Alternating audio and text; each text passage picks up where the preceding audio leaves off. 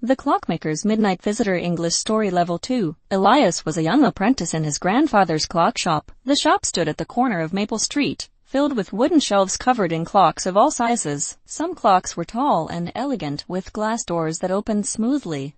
Others were tiny, with golden hands that ticked softly. The gentle ticking sound filled the shop day and night, like a heartbeat. Every evening, Elias helped his grandfather polish the clocks, adjust the gears, and replace old springs. He enjoyed watching the clocks come back to life after being silent for years. Sometimes he imagined they were waiting for someone to fix them, like old friends longing to speak again. Clockmaking felt like magic to him. One night, after his grandfather went upstairs to rest, Elias stayed in the shop a little longer. A strong winter wind blew outside, rattling the windows. The clocks ticked gently, creating a soft rhythm in the quiet room. Elias checked one last pocket watch when he suddenly heard a sharp knock at the door. He walked over and opened it slightly. A strange figure stood outside, a small creature wearing a brown coat, big round glasses, and a hat shaped like a tiny clock tower. The creature's eyes shone like silver coins. Elias was startled, but the creature bowed politely and asked if he could come inside. The creature introduced himself as Timo, a time sprite.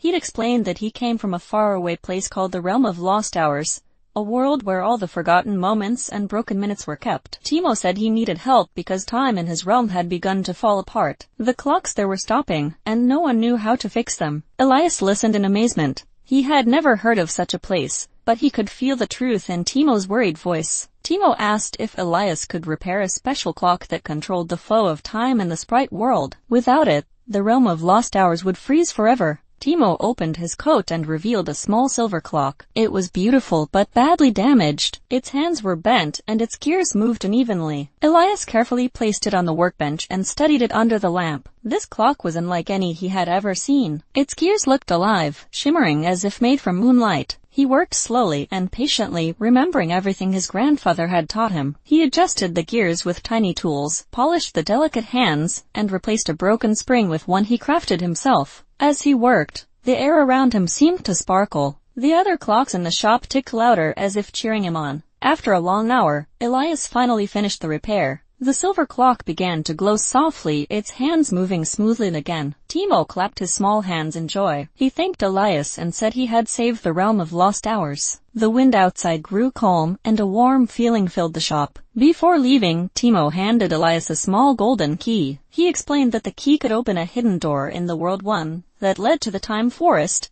a place where time grew like leaves on old trees. Timo said Elias might need it one day. Then he bowed, stepped outside, and disappeared into a swirl of sparkling light. Elias closed the door gently and looked around the quiet shop. The clocks continued ticking softly, but now the sound felt different, warmer, fuller, alive. He placed the golden key in his pocket and smiled, knowing that he had done something extraordinary. The next morning his grandfather found him asleep at the workbench. Elias tried to explain what had happened, but the old man only smiled knowingly. He placed a gentle hand on Elias's shoulder and said, "The world is full of secrets. A good clockmaker learns to listen." From that day on, Elias worked with even more passion. He felt connected not only to his shop but to time itself. And every night, when the clocks ticked together in the quiet room, he wondered when the golden key would reveal its next secret.